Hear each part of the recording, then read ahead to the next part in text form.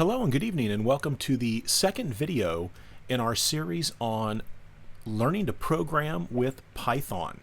In this video, we're going to be taking a look at a couple of additional tools that you can use to make your Python tasks a little easier. We're going to look at installing IDLE, which is IDLE. And we're also going to talk about some IDEs, the Integrated Developer Environment tools. We're going to actually be executing programs, and we need to talk about how you do that specifically on the Linux and the Mac platform, because we've got some permission issues and there's some path issues that we need to take a look at as well. So this video is really going to be the last of the housekeeping videos, so to speak, where we talk about how we pull the programs together and get everything running, and then from here on out we're going to be looking at deep dive into strings and integers and all kinds of different things that we can do with Python. So we're going to start out here with Ubuntu. I actually received a question. Individual had installed a virtual machine with Ubuntu and wanted to use IDLE, and they were unable to find it. So really quickly, I wanted to cover that as well. So if you download Ubuntu, and this is just an Ubuntu virtual machine, I'm running 16.04, and you can download the Ubuntu image for free.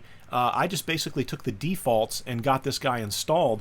So in order to install the IDLE, IDLE, which is part of the Python or I should say it's part of the developer kit that you can get for Python. It's going to give us a text editor and allow us to access the Python shell. So basically all you're going to do is type in sudo and then apt-get, and we're going to be looking to install. Now there's two ways to do this. If you have Python 2, then you would simply install IDLE, IDLE. If you didn't have Python 2, then what you would do is if you had Python 3, you would type in IDLE 3, right? So sudo apt-get and then, sudo apt-get, and we're going to go ahead and install, let's see, IDLE. So if I wanted to do 3, I would put 3. If I just wanted to do for Python 2, I'd leave it as IDLE and hit enter. Now when I do this, it's going to ask for my password, so it's just ABC123, and it's probably going to tell me that we've already got it installed because I've already actually installed it, because it does take a few minutes to get it installed. But again, that would be to do IDLE for Python 2, and this is how you would do it, IDLE for Python 3. Again, we've already got it installed, so we're good to go. You can see we're running 2711-1 and 3513. So let's go ahead and talk about that. How do I start IDLE 3? So if I wanted to do some Python 3 programming, if I typed in IDLE 3, let's see what happens. So here you go. We get the shell. So here is the Python shell, right? And remember, this is the interactive shell where you could type things in and sort of test things and see what happens. So if I were to say print hello Python, there we go. It says hello Python. Now let's take a look. You can see we've got some options up here. If I said file, new file, take a look at what happens. We get a brand new window, and this is where we can actually go ahead and create a Python file. So let's talk about the location of Python. So if I were to say print, and then we'll do hello Python, we'll just keep it generic here. So there's my program. If I say file and save as, and I'll just do it in my home directory here, we'll just call this hello Python, whoops, spell that, python.py, right? And you can see it kind of knows that that's what we want to save it as. So I'll click save. Now if I come up here to run, I can run it in the Python shell, right? Or I could say run module. Whoops, sorry. I could say run module, right? And it's going to run for me. And so IDLE is a great way, again, totally free, because you can just download it as part of your Ubuntu install.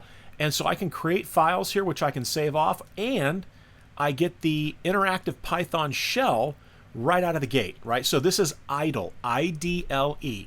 And again, if I wanted to fire it up for version 2, I'll just do Control-C here and, oops, sorry about that. Actually, it's not going to let me Control-C out of it. Oh, there we go. Okay, good. Yeah, so we just killed the process there. If I wanted to do it for version 2, I would just type in idle, and here you go, exact same thing. So take a look. Python 271, interactive shell. If I wanted to create a file, I just simply say new file, and off I go, right? Very simple, very simple. Now, what if we're not doing it using idle? What if we're creating our programs on the command line? So let me say which Python. So you can see here we've got user bin Python. So that's what's referred to as the absolute path name to the Python executable. So from the command line, if I wanted to run Python, I can simply type in Python and hit enter, right? And that's going to go ahead and bring up the interactive shell. Or I could put in the absolute path name, user bin Python, just like that, right?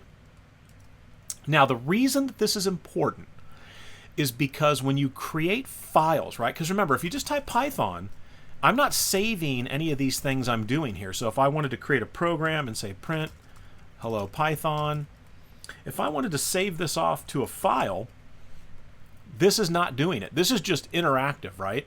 So this is just simply kicking back the output for the programs that I'm inputting here in the interactive Python shell. So we want to save our files, right? So in order to do that, let's clear the screen here. I'm going to go vi example 001.py, and I'll hit enter. Now, super important here. If you're creating a file, you'll notice I'm using Vim, right?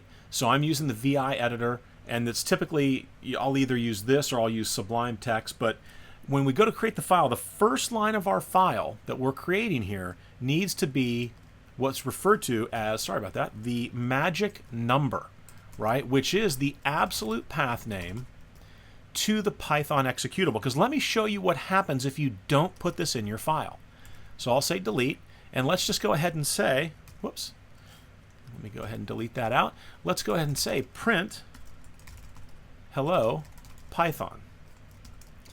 So I'm going to save this, Shift-ZZ, right? I'm going to save it out, and now that I've saved it, I've got some choices to make here. I can type in Python ex001.py, and you'll notice that it works, right? It runs great. What if I just type in ex001.py? Now it says the command isn't found, but ex001.py is right here. The reason for this is that my current working directory, the directory that I am in, doesn't get searched. It's not part of my path. If I wanted to see my path, I could say echo $path, and the current working directory, which is indicated as either a : somewhere in that path or a : somewhere in the path, and then the third way to do it is at the very, very end if you have a colon, right? Just the colon. But it's not there. So I'm going to type /ex001.py. And you'll see we get permission denied. Let's take a look with an ls-lai at ex001.py. So the reason we can't run it, or that the permission is denied, is that we don't have execute permissions on this file. So let's add those permissions right now with the change mode. Typically you'll hear it referred as chmod, but it stands for change mode. And I'm going to say u, which means the user, the owner of the file. I'm going to add that plus sign, execute permissions. Whoops, I need to put the file name in there, ex001.py. So now we take a look at it again, and you can see we added the X in right there, right? So now what happens when I type in /ex001.py? So now we get a different error. In fact, let's clear some of that mess up, and let's take a look at that again. So it comes back and it tells me line 1, syntax error, unexpected token, hello Python, line 1, print hello Python. So why do you think we're seeing this? When I type Python ex001.py, it works like a champ, right? We don't have any issues here. But when I try to run it as an executable program, it bombs out. So the reason for this is that when I call Python as the program to interpret that file, it's different than saying just ./ex001.py.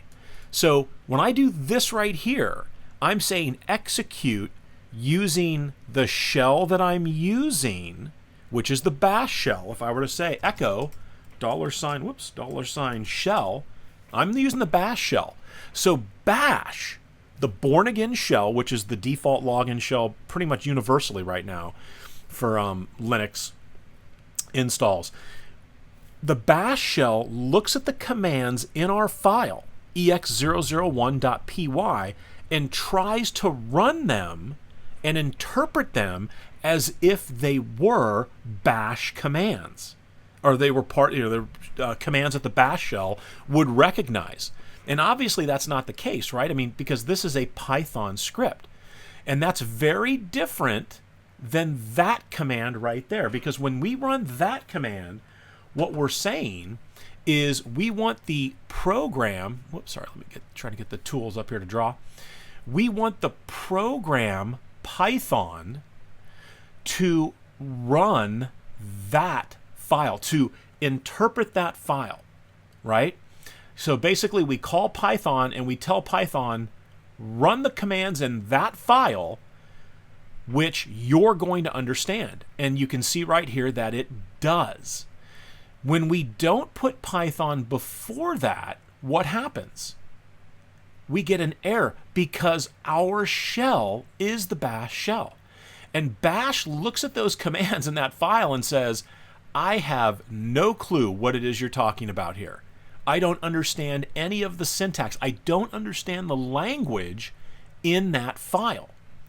And so now we're going to go ahead and we're going to solve that problem. So again, you could type in Python and then the name of the file, or you can run it as an executable. We just have to tell the shell that this is the program I want you to call when you make the execution call.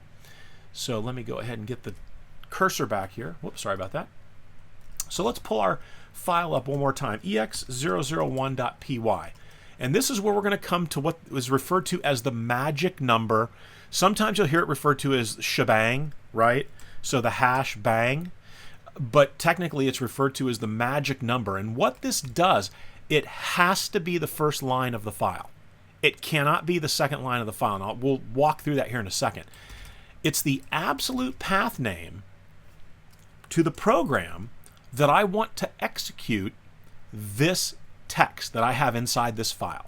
So let's go ahead and put that in there. User bin Python. Remember we did that before, and actually let me alias C equals clear.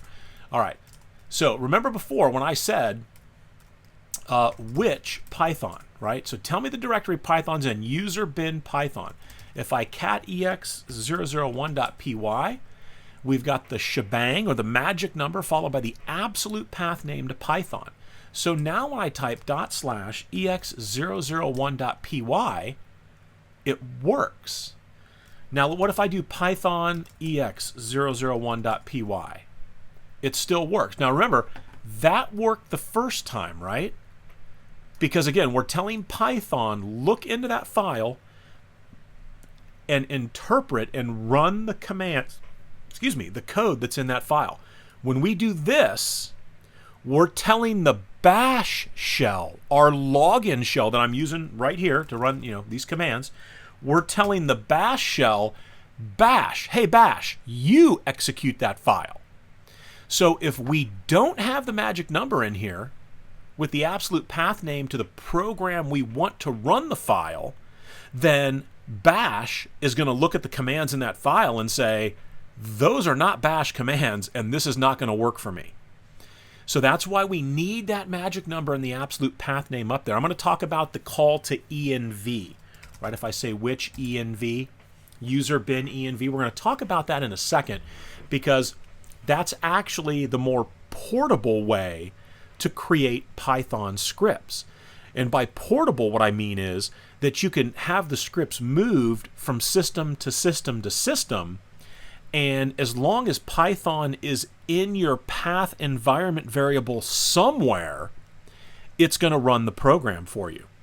Because right here, does anybody see what could possibly go wrong if I email this to a friend of mine that's not running Ubuntu? Maybe he's running, I don't know, HPUX or AIX, and he installed Python, but it didn't get installed in user bin. Do you see the problem that we could run into? Exactly. We could run into an issue where, and let's take a look at that issue. So let's say ex001.py, let's say user local bin, and this used to be around a long time ago in the Sun OS days, Solaris as well. So user local bin, right? Now, I don't even think there is a user local bin on this cd user local bin. Oh, there is a user local bin. All right. Looks like it might be empty though. So let's clear the screen. So if I cat ex001.py, and I actually went into user local bin, didn't I? So let's cat ex001.py. And so here's my program, right? Now, I'm telling the bash shell that when I type ex001.py to use the Python program, to use Python, and that this is the directory Python is in, user local bin. Now, we know that it's not there. In fact, I can check. If I were to say ls-lai/user local bin Python, take a look. Can't access it. No such file or directory. So when I type /ex001.py and hit enter, what does it say? User local bin Python bad interpreter. There is no Python program in that directory. So this is one of the dangers of hard coding the absolute path name on your system in there if you send it to somebody that maybe doesn't have it in user bin, right? Maybe theirs is user local bin, and it's not going to work as you would expect, right? So here we're saying it would be in user local bin, and there's nothing there. So that could cause a problem. Let's go back into ex001.py, and let's sort this out here. So we'll change it back, but here's what we're going to do. I'm going to put some comments in here. This is my first Python program. Now remember what I said, right? The pound sign or the hash signs, by themselves, at the beginning of a line, they can be at the end of a line, they can be in the middle of a, or actually they can't be in the middle of a line, or else everything after it is considered a comment. But if I put the hash signs here, I'm just basically saying this is a comment, right? Now I've got the absolute path name here followed by the shebang, the magic number. So let's see what happens, because it should work, right? /ex001.py. And it doesn't. The magic number has to be the first line in the file. So let's make it the second line in the file. Is that going to work? /ex001.py? No, it will not work. So when you're doing your development, right, when you're writing your programs, you're executing them on whether it's a Linux variant or on your Mac, the same rule is going to be true. That when you're creating the files, you have to put in the absolute path name to the Python program, right?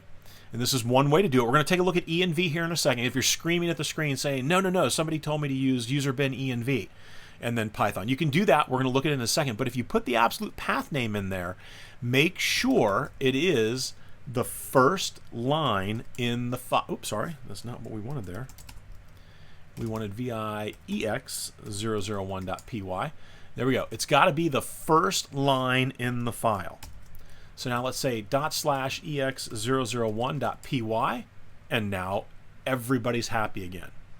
All right. So is it the same thing on the Mac? So if I were to pull my terminal Windows Secure CRT up here on my Mac, right? This is just simply a local shell instantiation that I've pulled up in Secure CRT. So let's go ahead and say VIEX002.py. And let's go ahead and do shebang user bin, Python. And we'll little comment line here. This is my program. And then let's go ahead and say print. And in fact, let's go old school. So a quick thing on print while we're using, I'm not putting a whole bunch of code in here because the focus is really on the execution of the programs in this video, right? How do we execute them? Why do we need that magic number in there? How do I figure out where Python's located? things like that. So I'm just keeping the code to a bare minimum. So again, old school. Remember, you saw me do it with the open parent, close parents, right? And I had some stuff in there where print is a function. Well, in version 2 of Python, before version 3 came out, you could simply put just print print space and then the double quotes, hello Python, and do this. So let's shift ZZ. What's in this directory? So there it is. Now, what's going to happen when I type ex002.py? Is it going to run? No, permission denied. As soon as you see that, you know, yep, I got to do a change mode, U plus X. Right, we're going to add the execute permission for the owner of the file, and the owner of the file is the first user listed right here. So you can see it's Travis P. Bonfili. So chmod U plus X, and we'll say ex002.py. Now let's run it, ex002.py. And there you go, hello Python. So without the parentheses, it works. However, it's a best practice to use print with the parents, open parents, close parents as a function, right? Because that's sort of the, I'd say the new syntax, but that's sort of a best practice, new syntax to use. Just wanted to point out that with version 2 of Python, you could get away without the open parent, close parents, because Python 2 didn't require that. But that's a change from Python 2 to Python 3. So again, same thing, right? Which Python can I go in? And I'm in my Mac right here. If I say Python, there you go. I'm running version 2.7.10, right? Now, how do we get out? You can do Control D. You can type exit open parent, close parent. And now let's go ahead and switch back here to the Ubuntu install. So we've seen IDLE, right? We saw how we could create a file using IDLE. And then IDLE also starts out right away. It gives me that interactive Python shell window. And then from there, again, I could launch another window, create some files, and save files off. And the beauty of IDLE, right, if you think about it, when you're doing your development, you're throwing your scripts together, is I've got my file over here. And if I wanted to see, oops, sorry, user bin Python. If I wanted to see what's going to happen with some code, if I'm thinking to myself, okay, well, how would I do that print command? Then you could just simply type it in over here. Say, oops, sorry, let's get this back here. So print open parent, single quote, hello, whoa, Python. There we go. Right? Okay, so that's what it's going to look like. Okay, great. So I'm going to go with that statement here. Print open parent, hello, Python, close parent. Oops, sorry, forgot something there. There we go. And there's my statement. So I can come over here and say File, Save, Hello Python 2.py, and it looked like it would drop the extension at the end for me anyway. But again, you can see how convenient this is, right? And remember, this is all free. I also had somebody ask me about Notepad plus, or was it Notepad plus plus for the Mac. And I want to share a link with you here. And this is a pretty nice little link. It's bbomb.com, Notepad for Mac OS X. And what it is, it's a list of alternatives. I've already talked to you about Sublime Text, right? So I'm not going to go on about Sublime Text. But what I wanted to point out was the number 2, or the second text editor they list here. This is a phenomenal free text editor from Adobe, and it's called Brackets. And again, it's 100% free, whereas you're going to end up paying. So here's the Brackets icon, and this is what Brackets looks like. And if you're thinking to yourself, hey, that looks a lot like Sublime Text in some ways, you're right, it does. Now remember, Brackets and Sublime Text, if you're doing your development with those, and let's go ahead and do that. Let's develop that hello world file here. So I'm going to say shebang user local, I'm sorry, not user local, user bin Python, because again, this is on my Mac. Now, there's no colors, right? If you look down here, way down over here, you'll notice it says text, right? And it won't let me click to change right now. So what I'm going to do is, as soon as I save it, save as, and we are in screenshots. Let's go to, I should have Python in here somewhere. Yeah, there we go. So let's create ex003.py. Now you'll notice I use the py extension, so watch what happens.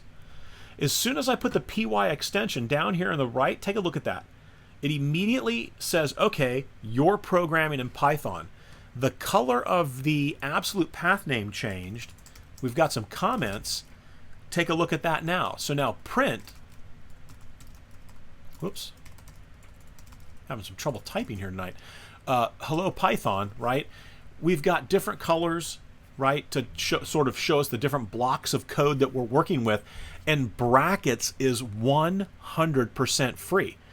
So all I'd have to do is come up here and say File, Save, and if I wanted to run it, let's just pull this window back up. You can see I'm in this directory here, /ex003.py. Nope, permission denied, so let's get a chmod in there. So chmod u+x for ex003.py /ex, and let's pull that back up. And there you go.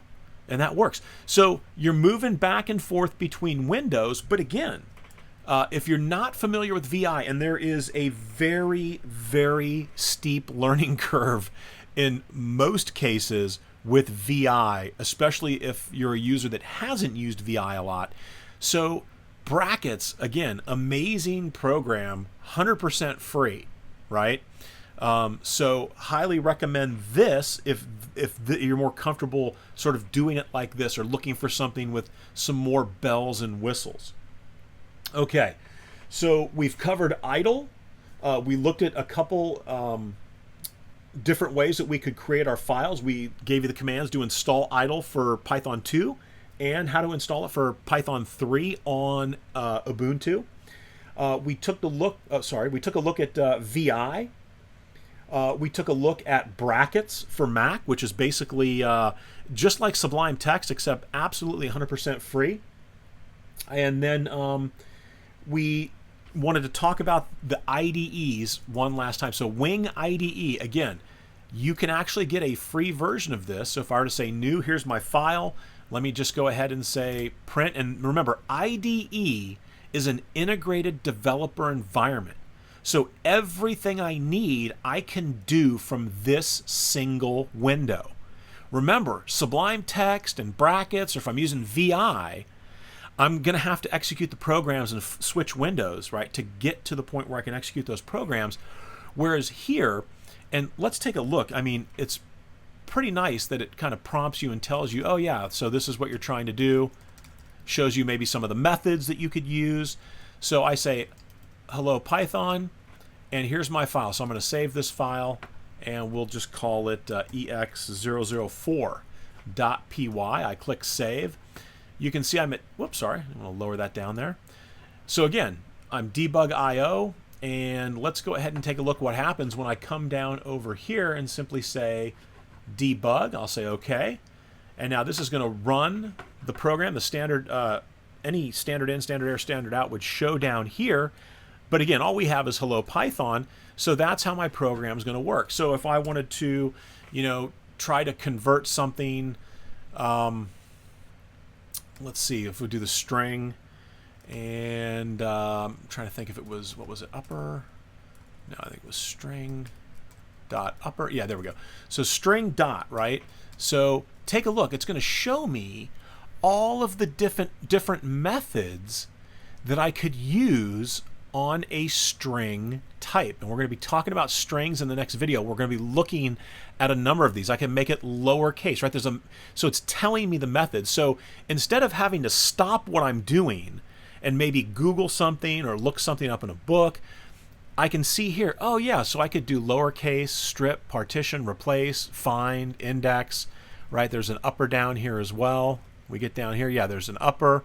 So again, it shows you the integrated developer environments give you a lot of help because they're basically giving you hints and little prompts as to, oh, well, which method do you want to use with the string? Do you want to use upper? Do you want to use lower? What is it that you wanted to do? So, oops, sorry. All right, and again, if you wanted to go ahead and create it so that it would save your file off, right? If you wanted to save, I mean, because we're saving it as we're doing it here. So again, I could put in the user bin Python. And then the last thing we're going to talk about is going to be env, right? The use of the env. So let's go back to our Ubuntu virtual machine here. We'll say ABC123. And let's close these out here. We're just going to go ahead and we're going to go local VI. So I'm going to clear the screen here. So when I say VIEX001.py, we had this file here. Remember I said we have to have the absolute path name to the Python program in here if I simply want to type in the name of the program to execute things. Now, I also said that if I were to email this program to a friend of mine and he ran it, if he didn't have Python installed in user bin, it's going to error out for him, and we saw that. So a way around that is to say user bin env Python. And let me explain what this is doing. So it still has to be the first line in the file, but it's going to look at my environment variable. So if I type env and hit enter, take a look at that. I mean, there's a lot of stuff that pops up here. We're looking for the path, and where is that path variable? So it's looking at my environment, right? As a user, you know, Travis P. Bonfili. What is my environment? What are my environment settings? And here is the path setting. So when you put the first line of the program, and give me 1 second here, catex001.py.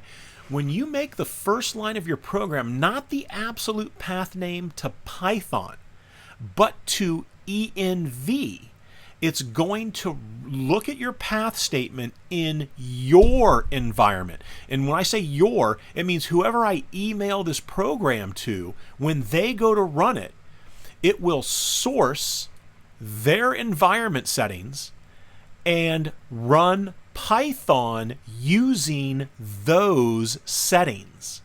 So when I just typed env, so if I emailed this to a friend of mine in Russia and he didn't have Python in user bin, it doesn't matter when you have user bin env Python at the top like that, because it's going to look at his particular path settings, and as long as Python is in his path somewhere, right? Doesn't have to be user local bin, or I'm sorry, user bin.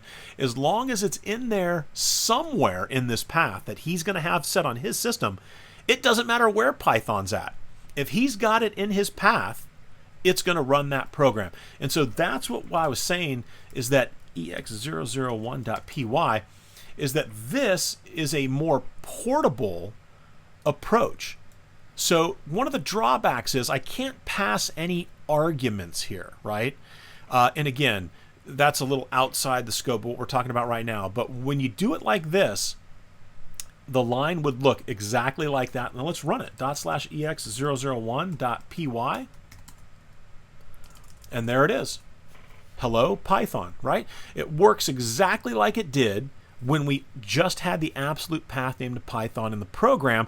However, now, if I move this program from system to system to system, irrespective of where Python is located, if the user who's running it has Python somewhere in their path environment variable, that program is going to run. All right. Well, this is definitely going to wrap up the last of the housekeeping. Next video, we're going deep dive into strings. We're going to take a look at some of those methods we looked at earlier: capitalize, upper, lower, split, and we're going to have some fun with those.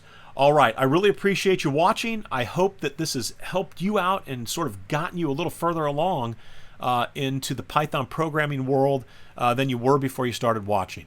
All right, thanks for watching. Have a great night.